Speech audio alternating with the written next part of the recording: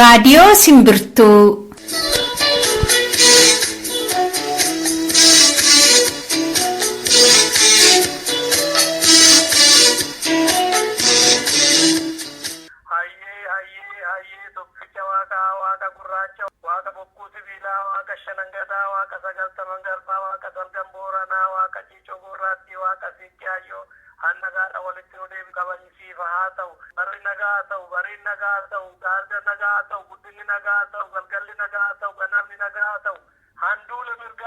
Torbeen naanna'ee dhufee guyyaan geenyaan gaafa kamisaa amajjii 21 sagantaa keenya qabannee dhiyaanne. Akkam jirtu dhaggeeffattoota keenya bakka jirtanitti Oromiyaa fi Oromiyaa ala warri jirtan nagaan keenya qilleensarraan isinaa qaqqabu jenna. Kun raadiyoo Simbirtuurraa karaa marsariitii simbirtuu.com kan isinii darbu qophii gaafa kamisaa amajjii 21 bara 2016.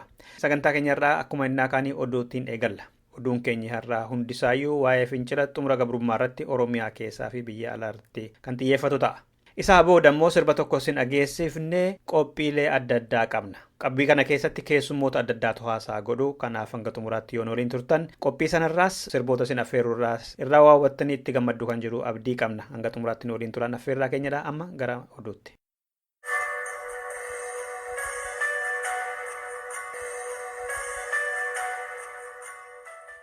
Finfinnee keessatti qeerroonni Oromoo kaleessa gaaffii mirga saba isaanii dhageessisaa oolani.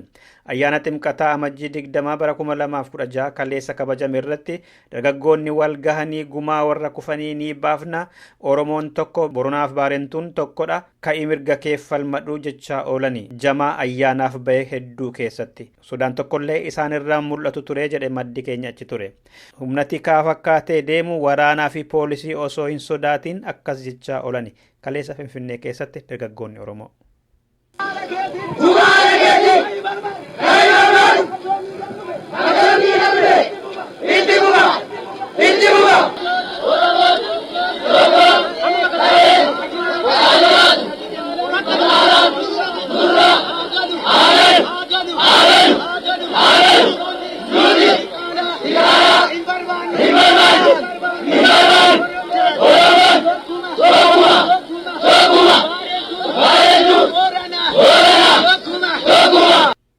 Miseensonni caffee gamtaa Awurooppaa gara 63 ta'an Oromoota karaa nagaan hiriira bahan irratti tarkaanfii akka malee Itoophiyaan irratti fudhatte balaaleffatani.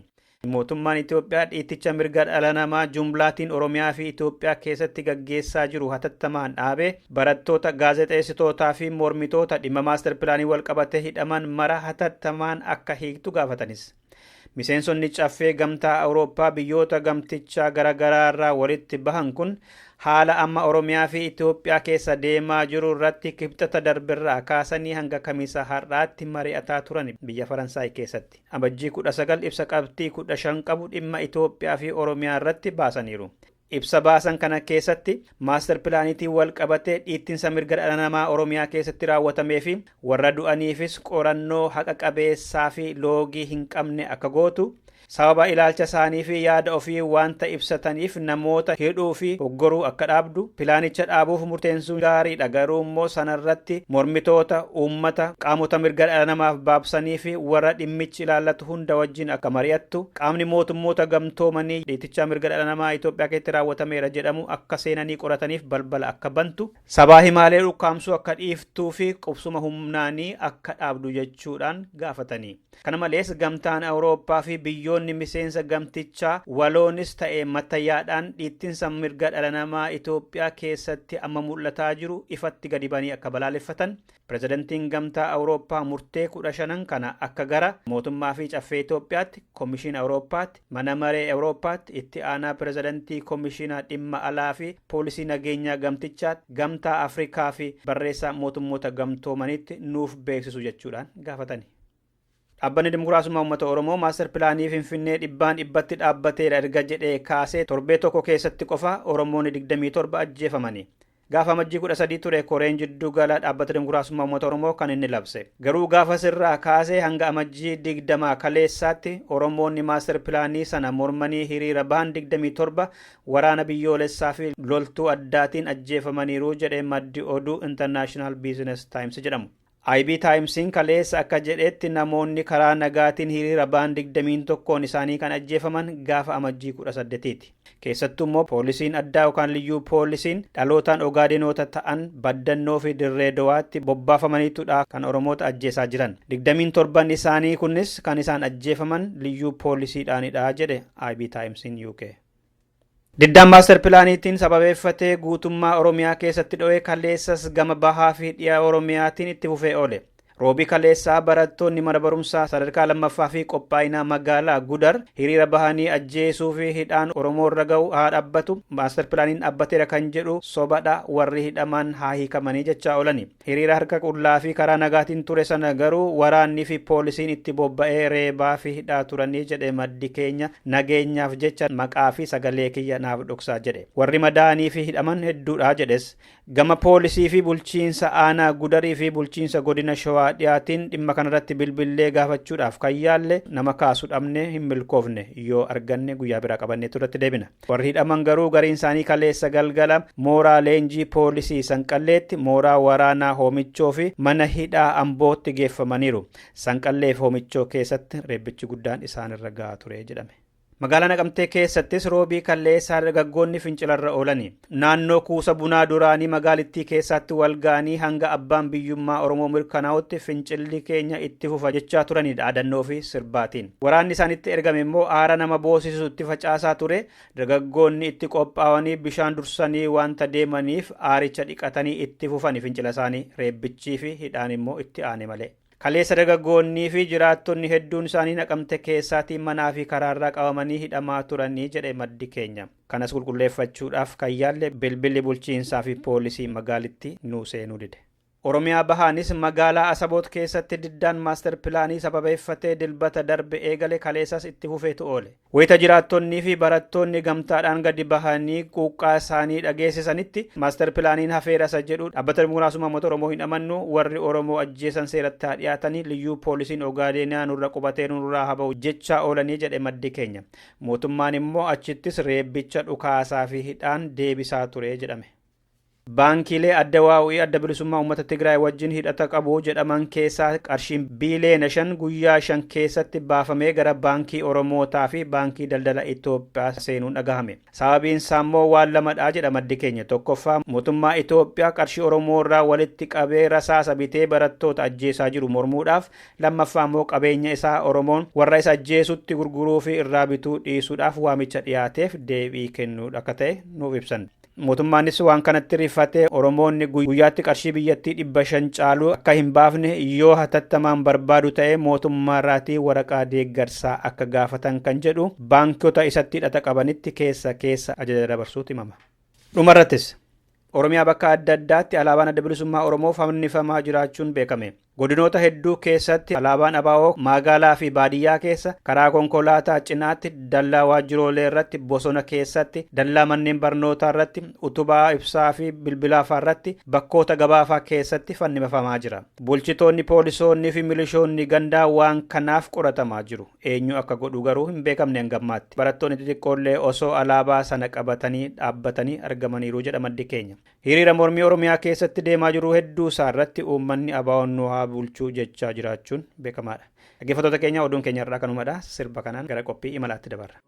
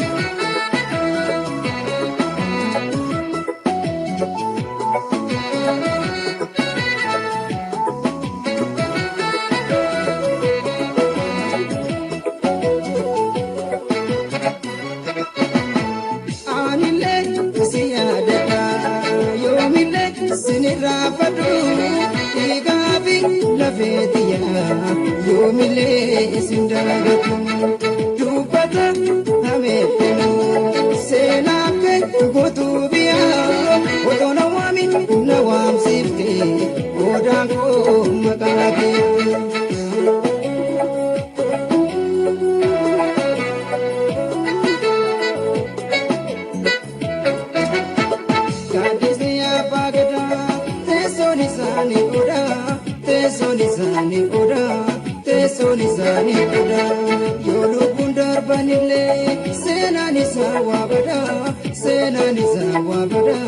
Senani sawabada Oda shanan oromo Oda bultum firoba Oda besefiname Oda buluk shanane Ya ijolle oromo Ya ijolle abagada Ya ijolle abagada Ya ijolle abagada Yonuti tokotane Dini kenyani bada Dini kenyani bada Dini kenyani bada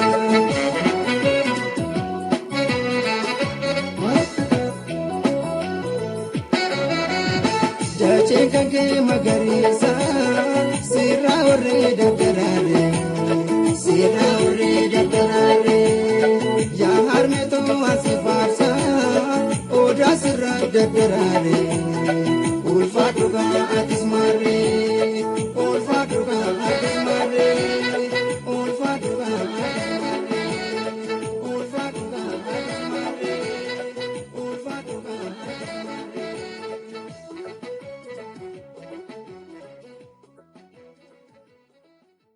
Dhaggeeffattoota keenya amma yeroon kan kutaa tokkoffaa qophii malaati. Haala yeroo irratti barreessaan adda bilisummaa Oromoo kan kutaa giddugala Awurooppaa obbo Gammadaa Barooda gaafa amajjii 9 haala yeroo irratti guyyaa waraana bilisummaa Oromoo Hoolaand irratti kabajame irratti argamanii haasaa godhantu dhiyaata. Marri hanga xumuraatti waliin turan affeerraa keenyadha. Turtii gaarii.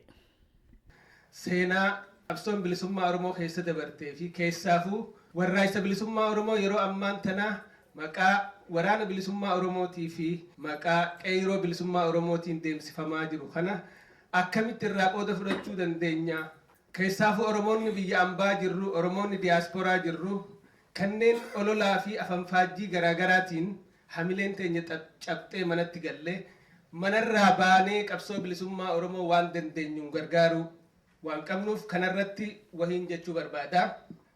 Qabsoon bilisummaa Oromoo yeroo mootummaalee Haayile Sillaaseetii fi mootummaalee Dargii bosona Oromiyaa keessatti ugguramtee turte yeroo arraan tanaa bosona keessaa baatee gara magaalaalee Oromiyaa wal gahuudhaan fincila diddaa gabrummaa qeerroon qabsiistee sochiin uummanni Oromoo bilisummaaf godhu kun guutuu addunyaa wal gahee hawaasni addunyaa hanga arraatti gurra nuu kennuu dhabee osoo arguu nu callise arraan tana nu yaamee nu dubbisaa jira jechuudha. Kun kan argame wareegama ilmaan Oromoo yeroo ammaan tanaa dargaggoonni qacaleen biyya keessatti baasaa jiraniin jechuudha. Kanaaf warraaqsa bilisummaa Oromoo yeroo ammaan tana deemaa jiru bifa lamaan laaluu ni dandeenya. Kunis qabsoo hidhannoo waraanni bilisummaa Oromoo diinaa wajjiin kokkee walqabee kuffisaa kufaa jiru sadarkaa duraatti laaluu ni danda'ama. Lammaffaan ammoo qabsoon bilisummaa Oromoo ka duraan waraana bilisummaa Oromiyaa qofaan bosona Oromiyaatti ugguramtee taa'aa turte arra harka diinaatii baatee magaalaalee Oromiyaa cufa wal geessee bifa fincila diddaa gabrummaatiin sochiin deemaa jirti jechuudha. Qeerroo jecha jiru kana yoo kaafne qeerroo jechi jiru jecha amma jalqabame osoo hin taane uummanni Oromoo sirna gadaa keessatti yeroo sirna gadaatiin wal bulchaa turetti qeerroon waraana biyyoolessa Oromiyaatti turte. Qeerroon akkuma hiikkaan isaa agarsiisu dargaggoota arihanii qaban dheessanii bahan jechuudha. Sirna gadaa keessatti qeerroon waraana biyyoolessaati daangaa Oromiyaa diinni akka dhufee hin cabsine ka eegaa ture qeerroodha jechuudha. Sirna gadaa keessatti namni Oromoo cufti umrii isaa dargaggummaa biyya isaatiif duuluu qaba, biyya isaa diinarraa tiisuu qaba.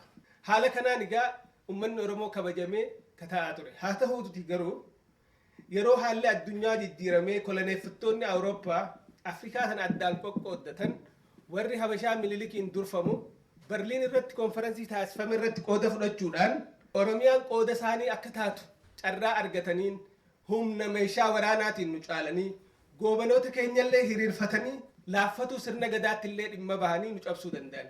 Haa taatu yeroo sanillee qeerroon Oromoodhaa lafoota Oromiyaa garaagaraatti fincila diddaa gabrummaa sochii hin gabroomnu jedhu bifa bal'aadhaan deemsisaa turan.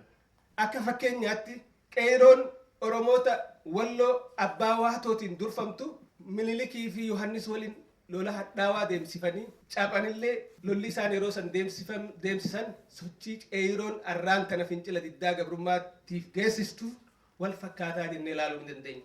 Gama biraatiin baha Oromiyaatti qeerroon Oromiyaa Bakar Waareetiin durfamtu lola hadhaawaa sirna Minilikii waliin gooteen guyyaa tokko qofatti namni Oromoo kun 20 haa wareegamu malee hin gabroomnu jechuudhaan diddaa gabrummaa agarsiisuu isaaniitiif fakkii gaariidha jeetii yaada. Gama biraatiin qeeroon Oromoota Tuulamaa Tufaa Munaatiin durfamtu giddugala Oromiyaa keessatti lola hadhaawaa sirna Minilikii waliin gootee dabruun seenaan galmeessee bira kutee jira. Qeeroon Oromoota Arsii sirna Minilik bara 7 guutuu akka isaan Oromiyaa hin seenne taasisanii haalli isaan itti qabaa turan sochii qeeroo Oromiyaati jennee ilaaluu ni dandeenya. Sirna Haile Sillaaseetiinis kokkee wal qabee uummanni Oromoo, qeeroon Oromoo, dargaggoonni Oromoo, waraanni Oromoo bakka garaagaraatti falmaa qabsoo bilisummaa deemsisaa ture jechuudha. Akka fakkeenyaatti yoo fudhanne bara 1940moota keessa qeeroon Oromoota Walloo, Daawwee irratti, Raayyaa irratti fincila diddaa gabrummaa bal'aa sirna Haile Sillaasee irratti taasisanii turan. Yeroo san mootummaan Haile Sillaasee fincila diddaa gabrummaa kana dhaamsuu ka danda'e biyya Ingilizii fi biyya Israa'el irraa gargaarsa xayyaaraa argateen fincila diddaa gabrummaa qeeroon Oromoota Walloo bara 1940moota keessa deemsisaa turan dhaamsuu danda'e jechuudha. Uummanni Oromoo yeroo takkallee gabrummaa diduu isaa agarsiisu bara 1962 irraa hanga 69 qeeroon Oromoota Baalee Jeneraal Waaqoo Guutuutiin durfamtu fincila diddaa gabrummaa sirna mootii Haile Sillaasee irratti fincila bal'aa taasisanii turanii jechuudha. Kunis sochii qeerooti. Jeneraal Waaqoo Guutuu dargaggoo yeroo saniiti, qeeroo yeroo saniiti, fincila diddaa gabrummaa yeroo saniiti jennee kaayuun ni danda'ama. Itti fufiinsaan sochii Waldayni Maccaa fi Tuulamaa godhe sochii mirga abbaa biyyummaati. Sochii san irratti mootummaan Haile Sillaasee Oromoota miseensa Waldaya sanii cufaa mana hidhaa guure Jeneraal Taaddasaa Birruu dabalatee tarkaanfii gara jabinaa haa fudhatu malee Maammoo Mazammirfaa waltajjii irratti haa fannisu malee qabsoon uummanni Oromoo fincila diddaa gabrummaa taasisu ittuma fufee jechuudha. Hanga mootiin Haile Sillaaseen aangoo irraa qaarutti. Itti fufiinsaan bara 1974 waraana bilisummaa Oromoo yeroo jalqabaatiif maqaa adda bilisummaa Oromootiin baddaa carcar bakka xirroo jedhamtutti qabsoo bilisummaa Oromoo rasaasa jalqabaa Elemoo Qilxuutiin hoogganamanii dhawanii jechuudha. Achirratti komaandoon sirna mootii Haile Sillaasee namni 120 bakka takkatti yeroo wareegaman qeeroo waraana bilisummaa Oromootirraa nam 5 qofaatu Elemoo Qilxuu dabalatee wareegamee jechuudha. Haala san keessatti osoo hin tuqin waan biran dabarre nama magaalaa Galamsoo keessa jiraataa ture qeeroo yeroo sanii dargaggoo hundee yookaanis maqaan isaa Ahmad Taqishee Mammar Rashaad nama jedhamu waraana san keessatti diinaa wajjin qeeroo osoo wal falmituu lubbuun isaa dabarte keessaa tokko yeroo ta'u wanni nama gaddisiisu garuu mootummaan Haile Sillaasee yeroo san alaabaa arraan tana nuti ifdura keenya itti abdannu tana alaabaa adda bilisummaa Oromoo yeroo jalqabaatiif hundee fi alaabaa waliin magaalaa Galamsoo keessa makiinatti hidhanii shorreessaa turanii jechuudha. Haalli san maal egaa uummanni Oromoo akka oggolee diilee qabsoo isaarraa if duuba deebi'u taasisuu fi tarkaanfiin gara jabinaa akkasii fudhatamti. Warraaysa mootummaa Haile Sillaasee kuffisuu danda'e san danfisee warri warraaysa san qabsiisee hoogganee galmaan gahe qeeroo Oromootaa kan yeroo sanii kanneen akka Baaroo Tumsaa Haayilee Fidaadhaa jechuudha. Warraaysa ilmaan Oromoo irra wareegamanii mootummaa Haile Sillaasee san kuffisan dargiin humna harkaa qabu sanitti dhimma bahee warraaysa cimimuu ummataatiin dhalate harkaa butee aangoo shanachaa harka isaatti galfatuun ni yaadatama jechuudha. Kun kan agarsiisu maal uummanni Oromoo fincila diddaa gabrummaatiif sirna Minilikii wajjin falmaa ture. Qeeroolee Oromoo yeroo sanii mirga abbaa biyyummaa Oromootiif falmaa hadhaawaa godhaa turan sirni dargiitis hedduu wareegee jechuudha. Haa ta'uti garuu uummanni Oromoo qeeroon Oromoo abdii hotattee jiiltee oggoltee qabsoo bilisummaa Oromootiif gaggeeffamtu tanarraa if duuba deebi'uu hin dandeenye. Maaliif uummanni gabroome tokko hanguma ajjeefamu takka onnatee ka'ee biyya isaatiif falmata waan ta'eef. Kanaaf sochiin qeeroo bilisummaa Oromoo sirna dargii keessaas itti fufuudhaan waraanni jalqabaa Elemoo Qilxuutiin hoogganamu baddaa carcar keessatti humnaan akka dhabamu taasifame. Haa ta'u garuu kanneen waraana sanirraa hafan if hooggananii if ijaaranii yeroo lammaffaatiif qabsoo hidhannoo Oromiyaa keessatti qabsiisuudhaan fincila diddaa gabrummaa itti fufanii jechuudha. Warraaysi bilisummaa Oromoo fincila diddaa gabrummaattis ni gaggeeffama, qabsoo hidhannootiinis ni gaggeeffama jechuudha. Kanaan bara dargii guutuu keessa gootota Oromoo kanneen waraana hooggananii fincila diddaa gabrummaa qabsoo bilisummaa deemsisaa turan kanneen akka Galaasaa Dilboo maqaa dha'uu ni dandeenya.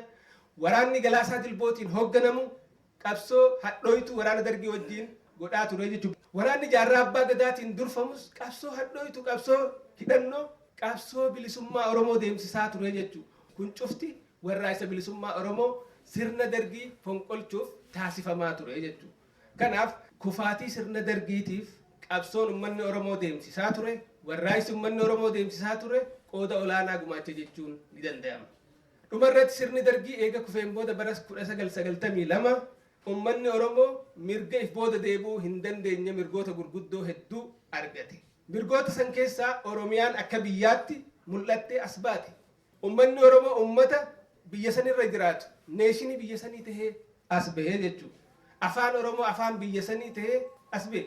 Injifannooleen sadeen tun injifannoolee if booda deebi'uu hin danda'amne taatee seenaan galmeessee bira dabre jechuudha. Deemsi seenaa fuuldura malee if booda waan hin deebineef kana booda injifannooleen arganne sadeen san abadan if booda hin deebi'anii jechuudha. Haa ta'uuti garuu sochiin qeerroo bilisummaa Oromoo sirna wayyaanee kana keessa warraaqsi bilisummaa Oromoo bifa jijjiirratee kan duraan qabsoo hidhannoo qofaan bosona Oromiyaa keessatti deemsifamaa ture magaalaa Oromiyaa keessatti ol bahee qeerroon dargaggoonni Oromoo barattoonni Oromoo fincila diddaa gabrummaa qabsiisanii jechuudha. Bara 2000 Finfinneen handura Oromiyaatii maqaa jedhuun dargaggoonni Oromoo sirna wayyaaneetii wajjin kokkee wal qabuu jalqaban. Itti fufinsaan bara 2005 fincilli diddaa gabrummaa bifa jaarmiyaatiin qeerroon guutuu Oromiyaa keessa qabsiise. Bara 2005 qofatti ilmaan Oromoo dargaggoota Oromoo nama 500 oliitu fincila diddaa gabrummaa irratti wareegame jechuudha. Kana jaarmiyoonni namoomaa kanneen akka Amnesty, kanneen akka Human Rights Watch jaarmoonni kun cufti galmeessanii waan bira dabranii jechuudha. Fincilli diddaa gabrummaa barattoonni Oromoo itti fufuudhaan bara 2011 maqaa jaarmiyaa qabatee sochii qeerroo biyyoolessa Oromiyaa maqaa baafatee hooggana mataa isaa kaayyatee woboorraa achi as bahee jaarma if dandeetee 2011 falmaa diinaa waliin itti fufee jechuudha. Falmaa kana hanga bara 2014 itti fufee jalqaba bara 2014 maaster pilaanii wayyaaneetiin mormuudhaan barattoota 50 oliitu falmaa fincila diddaa gabrummaa kana irratti wareegame. Akkuma miidiyaa irratti agarru dhuma bara 2005 fi 16 keessa jirru kana daa'ima bara 8 irraa jalqabee hanga manguddoo bara 80tti ka keessatti argaman ilmaan Oromoo nama 140 ol meeshaa maleeyyii kanneen karaa nagayaatiin qabsoo karaa nagayaa geggeessaa turan sirni nama nyaataan sirni mootummaa wayyaanee kun lubbuu isaanii galaafatamu addunyaan guutuun ragaa baatee jirti jechuudha. Kanaaf warraaqsi bilisummaa Oromoo yeroo ammaan tanaa bifa lama qabatee bifa fincila diddaa gabrummaa ka qeerroon hoogganamuu fi qabsoo hidhannoo ka woboon hoogganamu tahee as bahee jechuudha. Kana uummanni Oromoo hoo maal godhuu qaba? Uummanni Oromoo diiyaasporaa jiru maal godhuu qaba? Ka jirtu yoo ilaalle uummanni Oromoo yoo arraan tana ijaaramee kan hin sossoonu ta'e akka Ruwaandaatti dhumaatii hamtuutu nu eeggata. Jenosaayidii hamtuu wayyaaneen nurratti tilmaamaa jirti jechuudha. Dargaggoonni Tigraay yeroo ammaan tanaa mooraa leenjii keessa jiran maaliif jenosaayidii ilmaan Oromoo irra geggeessuuf qophaa'aa jiran nuti hoo maal godhaa jirra jennee if ilaaluun barbaachisaadha. Woboonta Daawud Ibsaati, woboonta Jaarraati, woboonta Abaluuti jennee ilaaluu osoo hin ta'in woboon yoo jabaatte waraanni bilisummaa Oromoo yoo jabaatte ilmaan Oromoo dhumaatii irraa duguggaa sanyii irraa eewaluu danda'a. Namni waraana biyyoolessaa jabaa tokko hin qabne jenosaayidii ifirraa dhaabuu hin danda'u. Yoo jenosaayidiin irra labsame jenosaayidii san ifirraa qolachuu hin danda'u. Dantaa biyyoolessaa ittisuu hin danda'u. Sochiin qeerroon amma biyya keessaa qabsoo karaa nagayaa qabsoo fincila diddaa gabrummaa taasisaa jirtu kun fiinxa bahuu ka danda'u yoo waraanni bilisummaa Oromoo jabaate qofa jeetiin amanaan akka nama tokkotti. Kanaaf uummanni Oromoo woboo jabeessuu irratti yoo tilmaama isaa taargeet isaa godhate bareedaadha jeetiin yaada. Yoo kana godhuu baanne wanni nu mudachuuf ta'a yoo warraaqsi bilisummaa Oromoo yeroo ammaan tanaa deemsifamu kun kafiniinee belbelu ta'e wanni mudatu maali? Wayyaaneen jenosaayiduma labsuuf ta'e TV fi miidiyaalee irratti ol bahanii lola labsuuf ta'an. Lola nurra labsuuf ta'an kana ifirraa qolachuuf ammaaf itti qophaa'uun ammaaf waraana bilisummaa Oromoo jabeessuun barbaachisaadha. Kanaaf fakkeenyaaf akka fakkiitti wanni nuti fudhachuu dandeenyu maali? Biyya Ruwaandaa keessa bara 1991 yeroo jenosaayidiin tahee uummanni miliyoonni tokko lafarraa duguugamu akkuma wayyaanee kana haalli ture haaluma akkanaa kana ture jechuudha. Warri mootummaa harkaa qabu warri Huutuu mootummaa harkaa qaban qawwee harkaa qaban warri Tutsi qawwee harkaan qaban riphee lolaa qaban. Uummanni Oromoo qawwee harkaan qabu riphee lolaa qaba. Yeroo kana yeroo qabsoon itti finiintu mootummaan san labsee guyyaa 100 keessatti lammiilee Tutsi nama miliyoona tokko duguuggaa shanyiitiin jeenosaayidiidhaan lafarraa duguugan. Osoo ilmi namaa lafarraa duguugamu baatii 3 guutuu addunyaan teessee ilaalaa turte. Ka isaan dhaqqabe waraana isaanii, riphee lolaa isaanii, ka Pool Kaagaameedhaan durfamu waraana biyya isaaniitiif lolu akka abaa'oo kana ka bosona keessaa isaaniif falmaa ture. Rwandaan Patriotic Front jaarmaa jedhamuutu ture. Jaarmaa saniitu isaan dhaqqabee jeenosaayidiirraa isaan hambise malee miliyoona tokko miti hanqi jiru cuftinuu lafarraa duguugama ture jechuudha. Nutis wanni nu eeggatu ilmaan Oromoo yeroo ammaan tanaa waan akkasii. Wayyaaneen yoo nuti dhumarratti bilisummaa keenya gaafanna waan ta'eef mirga abbaa biyyummaa ka gaafannu ta'e qabsoon nuti gaggeessinu qabsoo mirga abbaa biyyummaati, qabsoo bilisummaati, qabsoo walabummaati. Kana waan beektuuf wayyaaneen dhumarratti jenosaayidii nurra labsuun isii hin oolamu. Kanaaf ammaan itti qophaa'uu qabne. Kanaaf Oromoonni biyya ambaa kana jirru qabsoo teenya qabsoo biyya keessaa gaggeeffamaa jirtu. Warraaysa bilisummaa Oromoo yeroo ammaan tanaa biyya keessaa deemaa jiru ijoollee dargaggoo ijoollee qacalee hegeree Oromiyaa tahan kanneen boru injiinara ta'uu danda'an kanneen boru dooktara ta'uu danda'an kanneen boru piroofeesaraa fi pireezidantii ta'anii biyya bulchuu danda'aniitu arraan tana qawwee wayyaaneetiin lafarraa duguugamaa jira. Yeroo kana keessatti nuti callisnee ilaaluun harka marannee taa'uun waboon hin jirtu. Saabaa'uun kijib jennee olola akkasii afanfaajjii nama keessatti uumu taasisuun hin barbaachisu. Itti yaaduu qabnaa, itti yaaduu nu barbaachisaa. Kanaaf Oromoonni biyya ambaa jirru yeroon itti qabsoo tana cinaa dhaabbannu ammaa fi ammaa jechuudha. Kanaaf diinni keenya yeroo hunda tarsimoo nurra baafata, tooftaa nurra lafa kaayyata. Tooftaan yeroo hunda diinni keenya gaafa jalqabaarraa hanga irraatti itti nu cabse tooftaan guddittiin tokko ummata Oromoo wal dura dhaabuudha. Wal dura dhaabee yeroo kana inni nagaan rafaa jechuudha. Lammaffaan tarsimoon inni fayyadamu maali? Goobanoota keenya jaarmayoota ifi jaarrate jaarmayoota puppee ta'an somba wayyaaneetiin kanneen hafuura baafatan kanneen akkasii jaarrateetiin nurra bobbaasaa jechuudha. Waraanni Minilikonni itti nu cabseen goobanaa waan if dura qabeef. Wayyaaneen wanni Oromiyaa seenuu dandeesseef OPDO waan if dura qabde qofaaf. Tarsimoon yeroo hunda diinni ittiin nu cabsu nama keenya meeshaa godhata nuti immoo nuti wal afaan nu kaayeeti akka nuti walitti duullu nu godha. Tarsimoo lamaan gurguddoo tanaan nu cabsuu danda'e diinni keenya. Nuti ammoo tarsimoo lamaan gurguddoo diinni keenya ittiin nu cabsuu danda'e tana ta isaanii fashalsinee nuti itti dhimma ba'uu danda'uu qabna. Yeroo ammaan tana wanni jaarmayoota Oromoo irraa ilmaan Oromoo irraa jaarmayoota hawaasaa irraa eegamu maali? Jaarmayoota Oromoo kanneen walaba tahan xureessuu osoo hin taane kanneen akka OPDO ka xuraawee jiru ka ifiifuu diina jala seenee wasaka ta'ee jiru kana xurii isaanirraa dhiqnee laawundarii sabboonummaa keessa naqnee isaan kana diina jalaa galchuu danda'uu qabna. Qabsoon karaa nagayaatis ta'e qabsoon hidhannoo fiinxa ga'uu ka dandeessu yoo istiraateejii nan koopereeshin jettu hojiirra oolchina qofa jechuudha. Gaandiin faan kan injifatuu danda'an lammiin Indiyaa takkalleenu koloneeffattoota gargaaraan turre. Koloneeffattoota akka isaan hin gargaarre taasisaniiti nama ifii diina jalaa galfataniiti.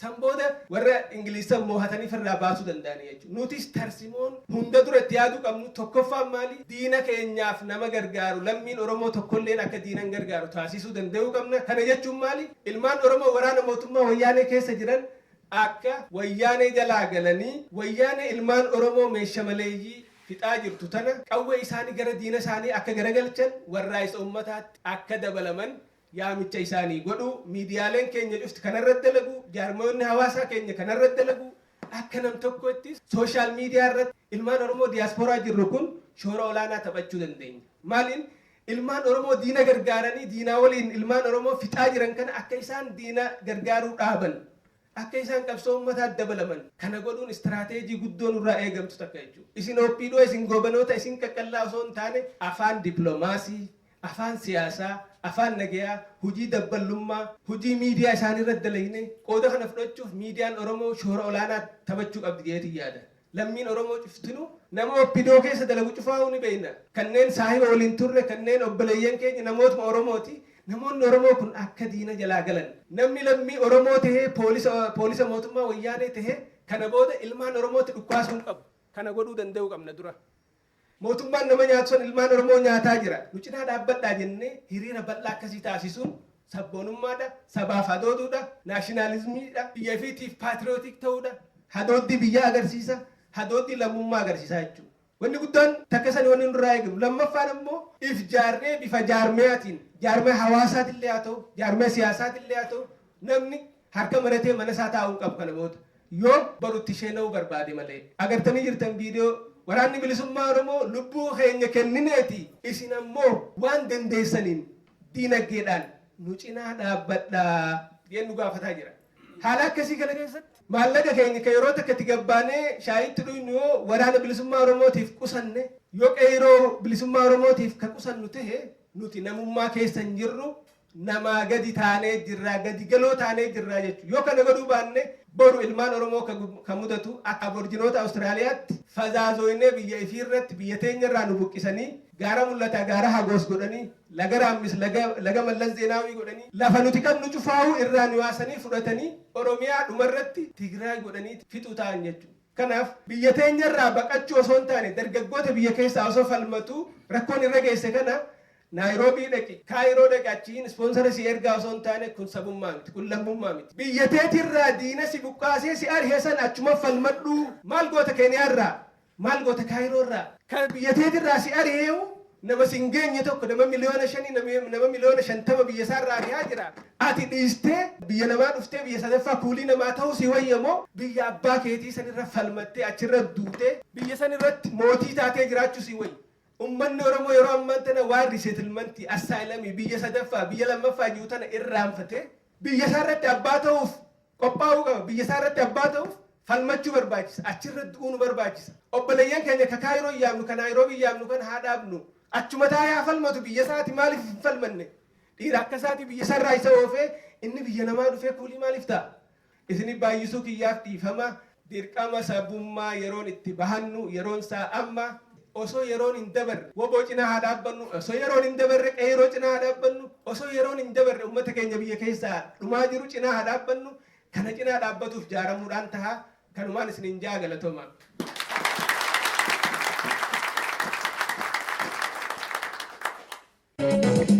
Akkas yaalamni Oromoo ni ajaa'iba.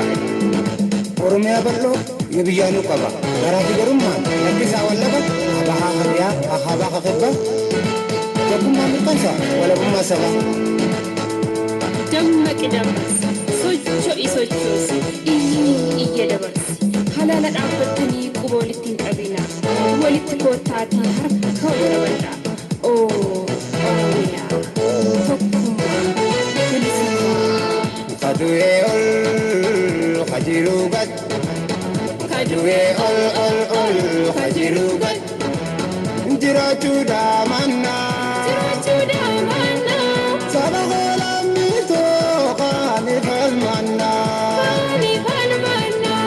Kadu'ee ol kajiruu gad. Kadu'ee ol kajiruu gad. Jiraachuu daamannaa. Saba Oromoo qaani falmannaa.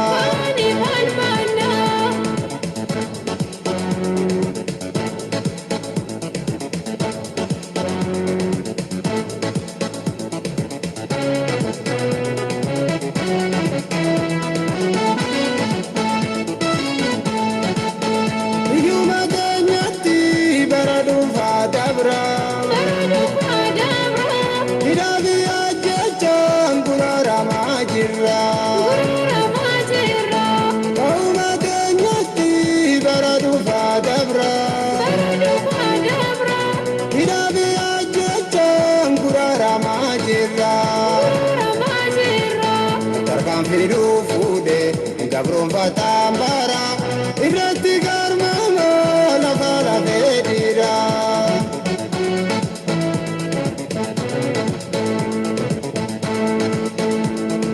Abolaan dabarsan nama boleen turu akka lubbuu ta'u lolli dhiqee firra. Guyyaan suni arra wayi arra hundi silaa waleerra. Guyyaan suni arra wayi arra hundi silaa waleerra. Akkas walii gala alaa gala wal hasaasu wal basaasu irraa lakkisa irra teessan cimsa.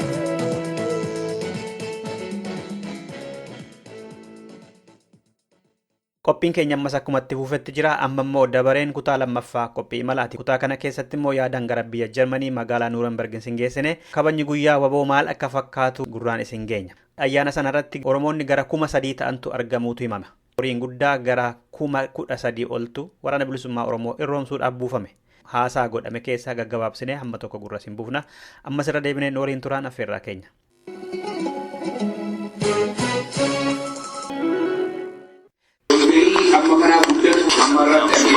Humna haaraa kan barate yookiin immoo kan barachuu danda'u hamilee kan qaqqabu sochii qophaa kan ta'e humna akkasii argee hin beeku.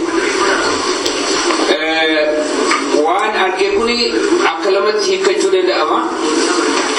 Gam tokkoon akka gaariitti, gam tokkoon akka gadheetti. Biyya keenya keessaa buqqaa akka jirru yeroo gabaabaa keessatti Eertiraa hambiraa ta'uuf akka adeemnu biyya kanatti mul'ataa jechuudha. Kuni idiraa fi rakkoo buqqisuu biyya keessaa argisiisa. Yeroo gabaabaa keessatti lakkoofsa amma kanaatiin dargaggeessi buqqa'ee biyya diidaa keessatti mul'ata. Lakkoofsa gabaabaa keessatti yeroo gabaabaa dhufuu keessatti lakkoofsi kun harka meeqa kan nuuf deebi'uun argu gadda yaaddoo natti dhaga'ama karaatu. Karaa biraa immoo Oromoon baay'eedhaan hin hortii gara fuulduraatti Oromiyaan haa ta'u inni ba'ee kun inni diida jiru kun beekumsa dabalatee qabeenya godhatee biyya isaa deebee hoo yaadee mootummaa sanaaf ibidda miila jalaatti boba'u ta'uu danda'a jedhee abdadha.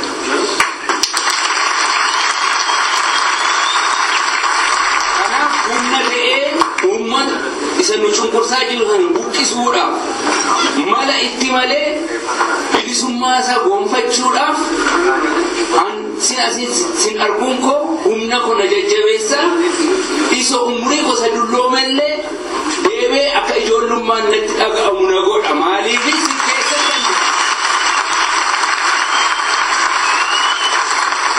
sin keessattan jiraadha. Isani keessa ture itti fuftuu jedheen fudhadha. Qabsoo asitti sibiilaan hin adeemsisnu. Waan hamaa balaarra geessuu hin dandeenyu. Isa biyya keessaa socho'u garuu ibidda isaa itti bobeessuu dandeenya jedhee abdadha.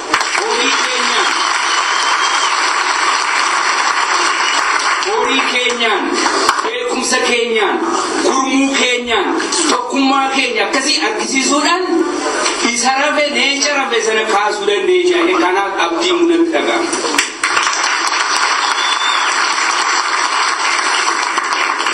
Namni boor diina kollola jedhu mana isaa keessatti ibidda boba'uun taa'ee ilaaluu isaaf hin qabu jedhan garaama.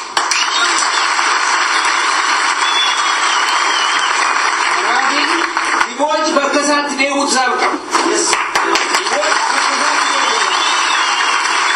Bakki isaa adda bilisummaa Oromoo jalatti ijaaramee socho'u.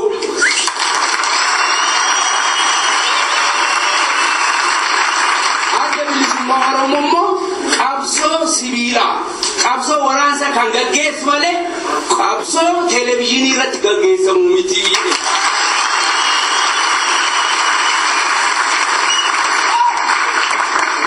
Qabsootti lasallasamanii ayyaanitti ilaallatanii miti. Qabsoon adda bilisummaa Oromoo dhiiga baay'ee kan godhateera. Kanatti deebinee ijaaramuutu nutti jira. Jaarmaa kana booru maqaa isaatti booji'isnee qeerroo jechuu dandeenya.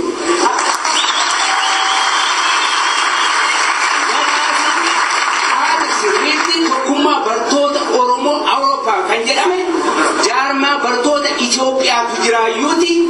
Beektota Oromootu qofaatti ijaaramee jira jennee argisiisuudhaaf bartoota Oromoo Awurooppaa jenne qaata. Har'a garuu bartoota Itoophiyaan kan jedhamu maabarri hin jiru. Han Oromoo bartoota inni jiru kun hojjettoota fa'a akka inni hin hirreef nama gurguddaas akka inni hin hirreefi maqaa adda addaa laannee adeemsuun nutti jira. Garuu kun inni irratti hundaa'uu isaaf qabu. Tibooj isa kaleessa ijaaramee Tiwaasa kaleessa ijaaramee waggaa 30 ol jiraate irratti hundoofne ta'uu nuuf qaba. Tibooj warri karaarraa jallisanii akka taanetti dhaabani irraa dhaabbatanii waliin ijaarree adeemsisu nuuf qabaayeen fudhata.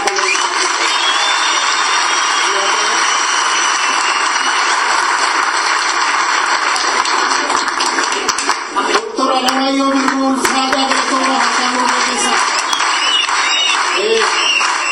ayo kara kabra wari chiboti abe suke sejira kamera dalatuna kadiya bella jala denteo nachi hasawantane ijolle tenna haro dufan wa gurati asasani barishaki sifurachon nidawat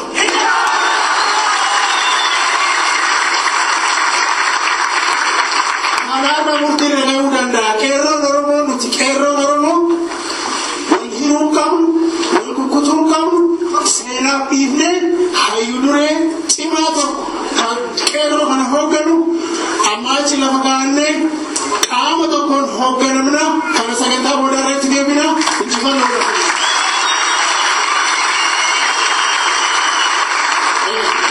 mayu madagi enen kutubani Karena saganta cuma nu kamu kesa istoko amma gara Dr. Shukut Galatati sinde bisa isanis wae atau kalian hanya toko harus sanuknya dari kawajadan aktif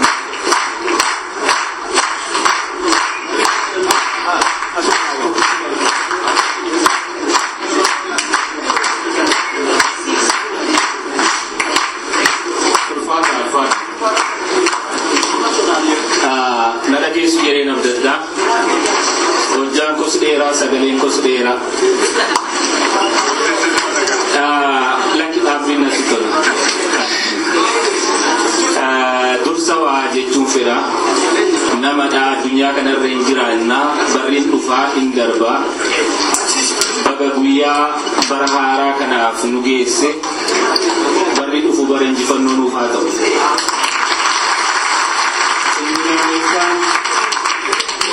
fin hanga hunda guyyaan sisiite dhufte guyyaa har'aa kabajnu yoo malee guyyaa wawooti guyyaa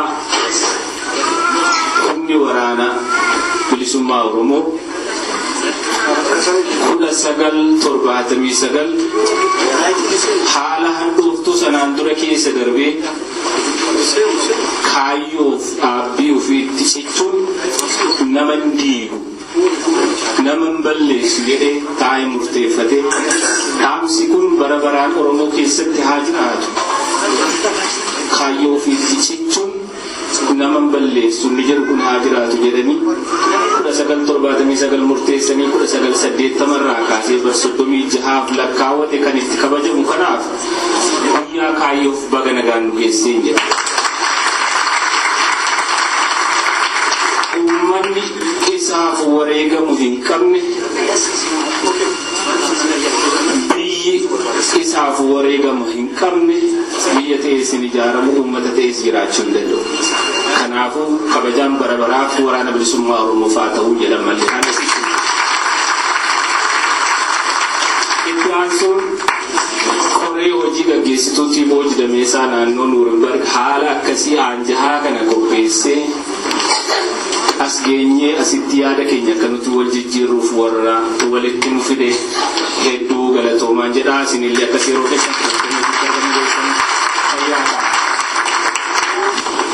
waan ulfaatutu sa'a abidda dhale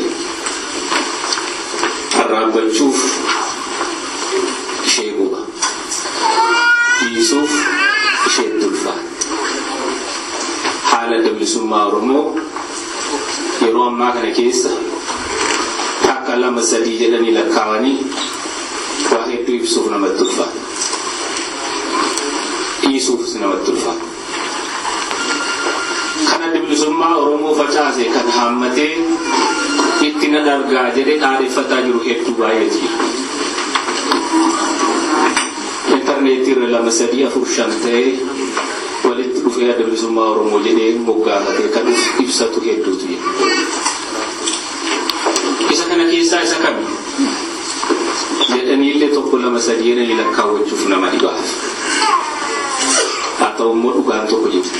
Dhugaan uummanni keenya beeku.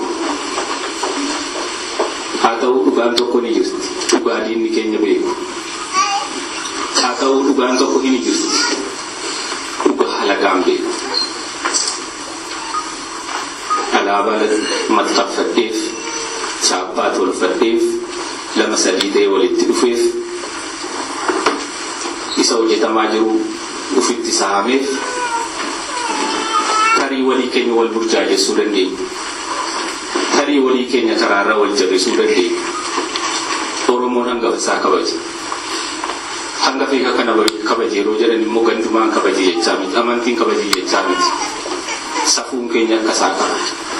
Isa kanaan inni mataan isaa kakoo irraa lukka'e inni haarrii baase. Kan inni isinitti hin bu'aa hedduu akka inni ta'e ni beeka. Inni kun nu burjaajessee jira. Isa kanarraa fayyuudhaa qabu.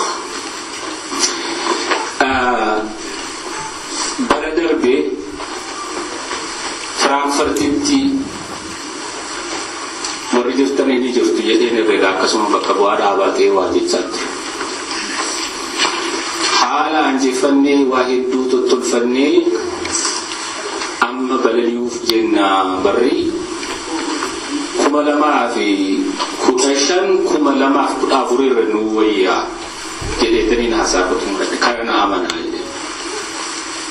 Bara namuu waa tokko jedha 2016 kan 2015 ol nu ta'a jedheetanii herreega isteeppii nuti fudhannu. Haala haala keessa. Utuun jaalatii waa tokkoon kaasa bara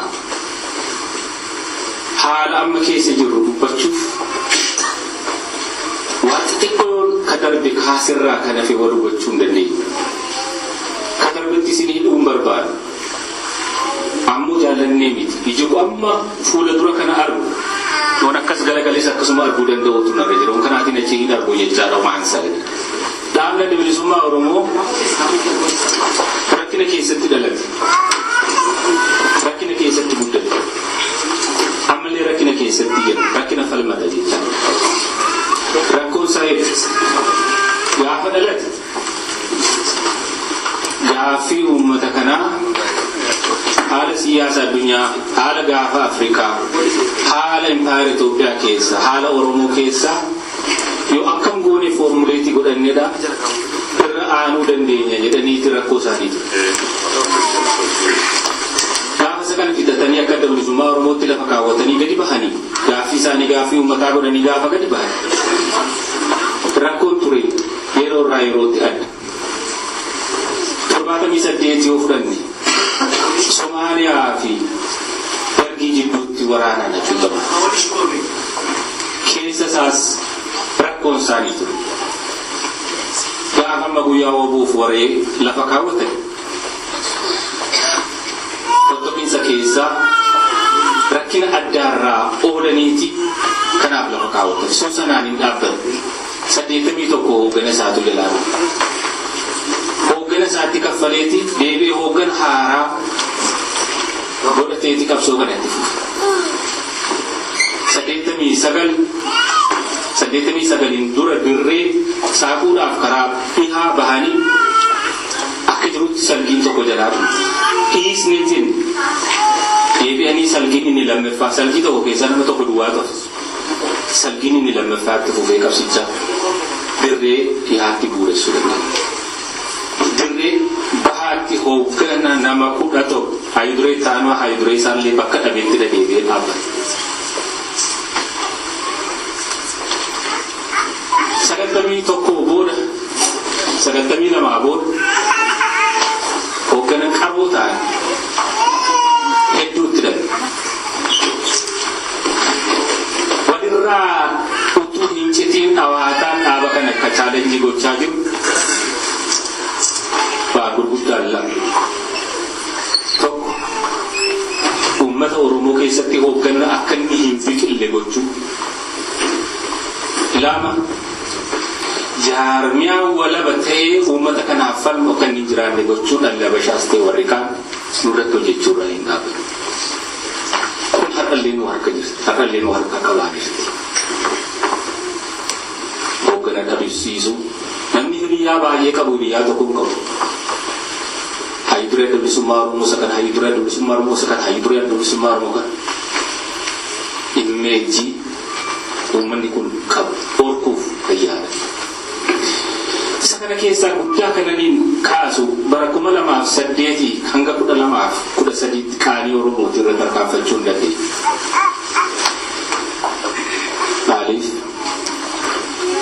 Bara keessa dhaabichaa keessa yaanni hiramuu duwwaatu hin taane sagantaa siyaasaa meeqaaf sadii tolfachuu duwwaatu hin taane afaan hooggana isaatiin qaamni kun hin jiru bakka jedhan qaama hoogganaa warri turan bara itti bobbahanii waan ta'e 2008 fottoqiinsi dhalate amajji 2010 waraana qabatee harka Tigireetti of kenne bara 2012 sagantaa siyaasaa adda bilisummaa Oromoo jijjiiramee maqaa adda bilisummaa Oromoo nas godhe bara 2013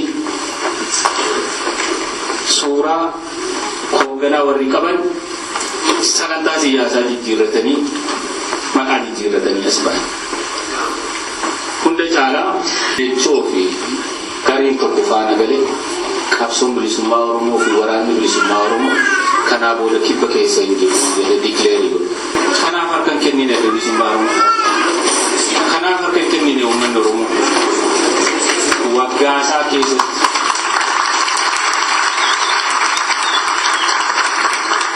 adda bilisummaa Oromoo isa qabeetti isa cichu isa abdii hin kennine gaaffii uummataa dabarsee hin kennine na jalaa diigame na jalaa bade kan hin jenne kan abdii ittiin kutanne kan deebi'ee gaduuf dhaabu adda bilisummaa Oromoo. Inni kun qaamni kun maaliif yeroo gabaabaatti deebi'ee bakka waraanni hin jiru jedhame sanatti gaduuf dhaabe jennee of gaafa gaaffii uummata keenyaatu jira fedhii uummata keenyaatu jira. Boorana keessatti kibba keessatti bakka hin jiru hin ta'u gara fuula duraallee hordofiinaa jedhame keessatti deebi'ee gaduuf dhaabe. Maaliif kan hundumaa kaasaa waa hedduu hawwina. Injifannoolee gaggaarii akka nuuf galmaa'an hawwina. Injifannooleen gaggaarii dhufanii kun kuufamarraan deemsa dhawaataan deemurraatii kan dhalatanii malee halkan tokkotti kan dhufanidha. Har'a dhaabni keenya eessa jiraa isa jedhu akka gaggabaabaatti waa jechuuf dhaabni adda bilisummaa Oromoo karaa waraana isaa bakka sadiitti addaan baasee sinii jedha zoonii isaa. Zoonii kibbaa, zoonii bahaa, karaa dhihaa. Har'a eenyuyyuu akka isa tamsaasuu hin dandeenyetti gaduuf dhaabee.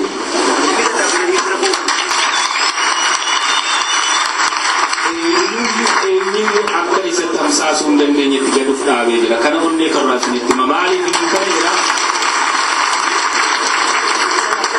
Waliigalteen hedduun mootummaa Keeniyaa fi mootummaa Itoophiyaa gidduutti ta'e. Bobbaan dhaabbii hin qabne waraana kana irratti gaggeeffamee jira. Waraanni kun qaroominaan bifa adda addaadhaan muuxannoo darbe irraa gatii gaduuf tureef jiru. Hawaasa keenya keessattis filaaf dabbasaa ta'e gatii hojjetuuf kan hundumarraa dandamatee har'a dabballee biyya keessatti jiru adda addaa hojjetu bakka itti leenjifamee facaafamu. Humna furga'ee waa tokko tokko tarkaanfii fudhatu bakka itti godhatu.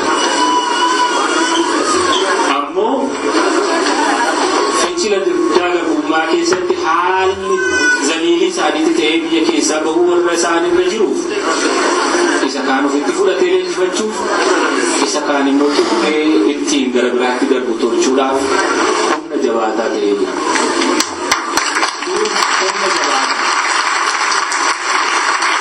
Inni gara biraan karaa kibba bahaa yookiin immoo godina bahaa jennee nuti irraa haasofna. Godinni bahaa 2008 2009 haala miseensoliin gumii sabaa keessaatiitti dhaqanii haala caasaa hedduu rakkisaa keessa seensanii hedduu qisaasamee rakkina gurguddoo arge dirreen qabsoo beeku. Har'a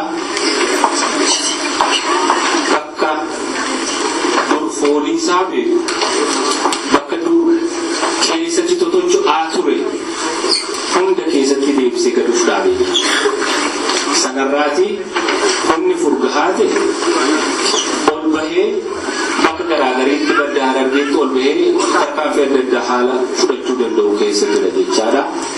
Inni guddaan nuun warra dhimma kanarratti hojjechiisu kan isaaniin gammachiisee argamu bakka dirree dur qabsoo beeku sanarratti deebi'ee waraanni kun nuuf ijaare caasaa mootummichaa tokko tokko caccabsaa jiraachuu isaati.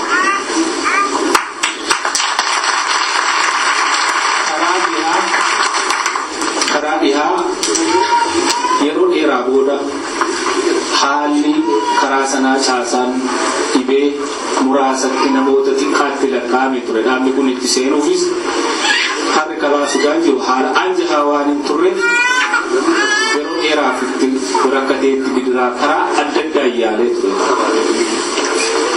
Haalli sun jijjiirraa argatee har'a humni keenya deebi'ee itti seenaa jira.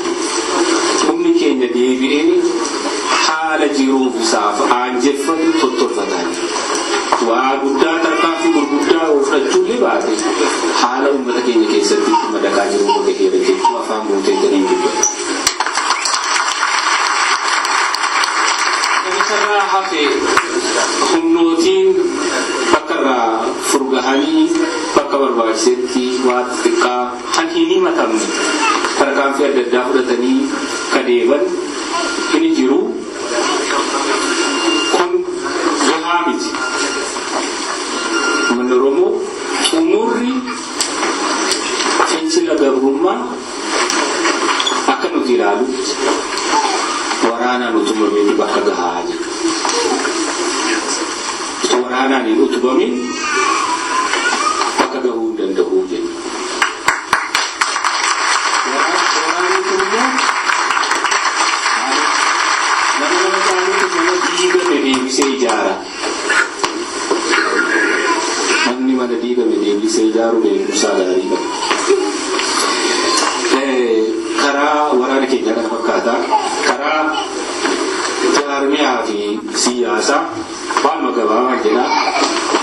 Biyya alaatti caasaa keenya diriirfachuuf inni tattaafannaa nama ijaaruuf hin yaalle yeroo mara biyya keessatti maaddeen dhaaba kanaa kan hojjetaa keessa barataa keessa sadarkaa mana barumsaa garaagarii keessatti gola diinaa keessatti maaddeelleen adda bilisummaa Oromoo ijaaramanii kun gad dhaabbatee jiru. Maaddeen keenya muuxannoo baran agammaatti TPLF cicciruun caasaa argachuun waa garaagariin godhurraa waa hedduutiin of fooyyeessee barnoota argatee irraa jalaan ijaaramaa jira. Ijaaramees jira. Bakki itti keenya hin jirre hin jiru karaa ijaarame haala siyaasa keenyas akkasuma tarkaanfachiisuuf biyya keessattis ta'e biyya alaatti tattaaffii adda addaa ni goona. Sadeeffaa karaa jiruu dippiloomaasii. Karaa jiruu dippiloomaasii mirgi nuti bara baranaa kana keessa argannee yeroo jiraate baaguddoon lama duwwaa jedhee irraa dhiisa. Takka biyyooti kana jechuu kana ni barbaanne biyyoota Afrikaa keessaa bakkootii tokko tokko irratti milkoofnee jirra. Kun nuuf waa jijjiirama guddaa.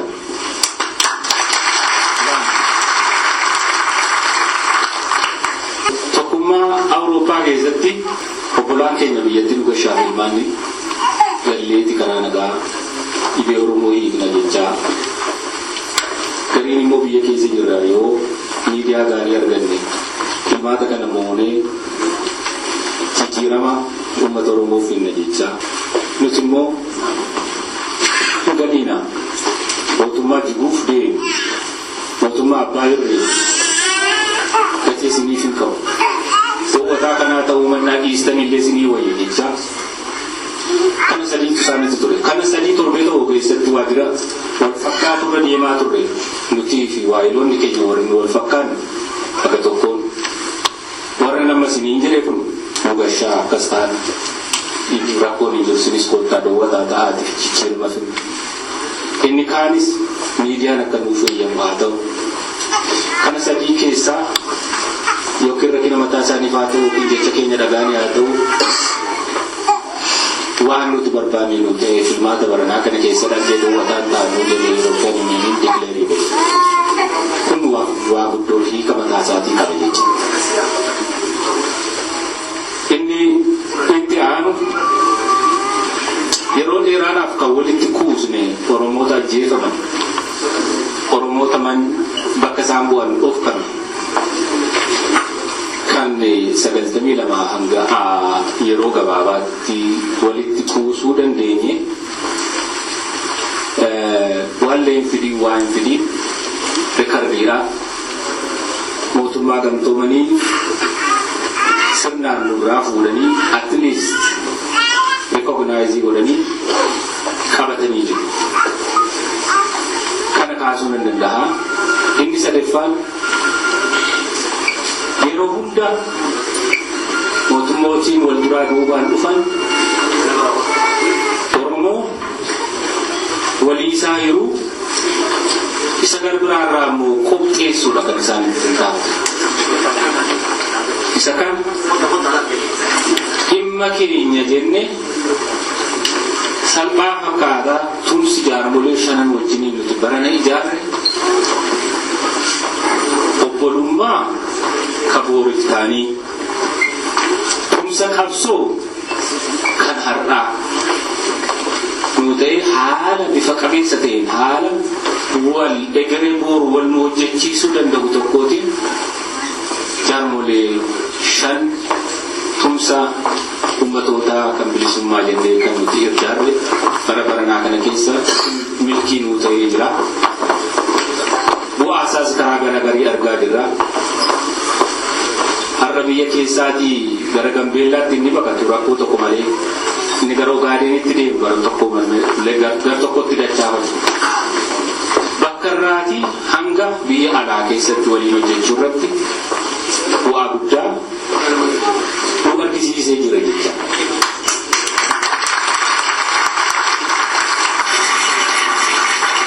Hayyuukeen Dr. Shukut Helataa ibsa baay'ee nu kennaniif naa galateeffadha.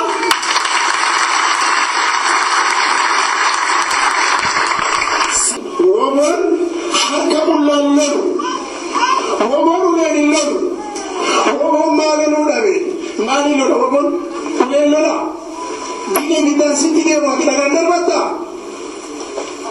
Itti hidhuu qabna. Dhaaba keenya bira ni dhaabbanna. Bira ni dhaabbanna. Ni gargaarra. Qabeenya keenya ni baasna. Dhaaba keenya ni jajjabeessina.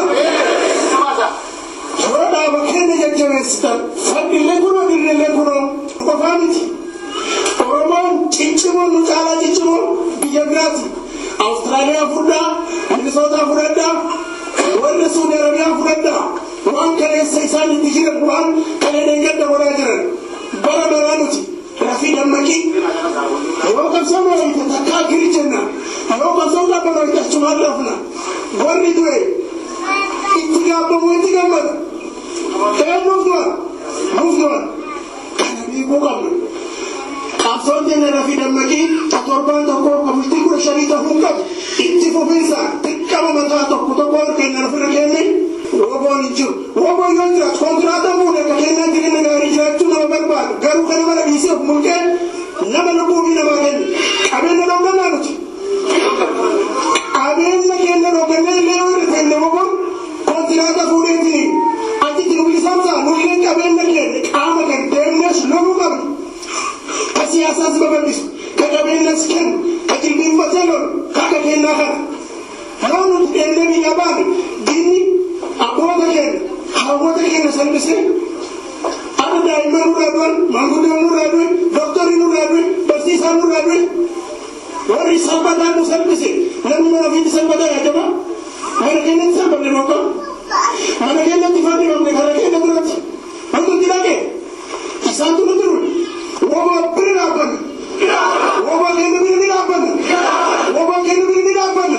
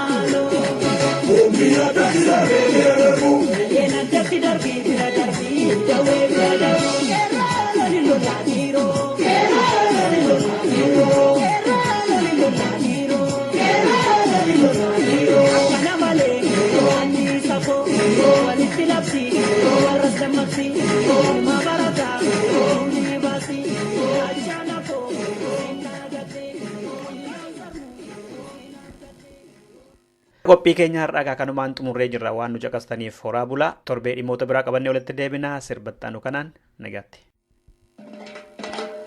Almaakiyya falmataa biyya goota jajjabee abbee yaal boboo aboo yaal boboo wantoota biyya bilisummaa keenyaaf lateen isaanii tafe wayyaa yaal boboo aboo yaal boboo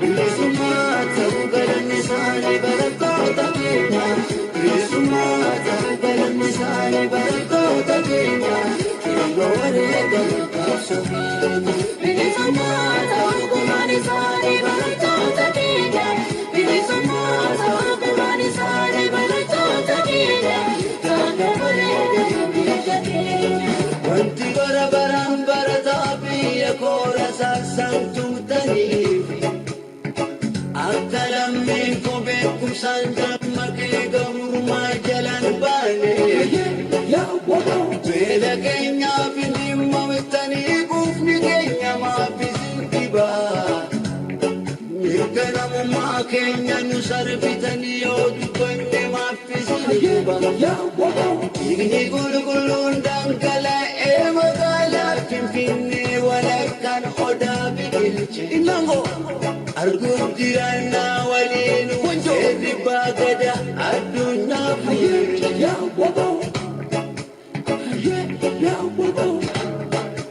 kaleessa homaa turtanii yaa waboo saba keessaniin wal quunnamu baay'ee rakkattanii sabaan wal quunnamu galanni kan waaqaa abdaaddu saba keenyaa waboo itti fufi qabsoota sabaan wal quunnamu galanni kan waaqaa abdaaddu kayroo keenyaa waboo itti fufi qabsoota almaakiyya falmataa biyya goota jajjabee abbee yaal waboo aboo yaal waboo bilisummaa keenyaaf lateen isaanii tafe wayyaa yaal waboo aboo yaal waboo bilisummaa ta'uu galanni isaanii barattoota keenya bilisummaa ta'uu galanni isaanii barattoota keenya yeroo wareegamu qabsoofne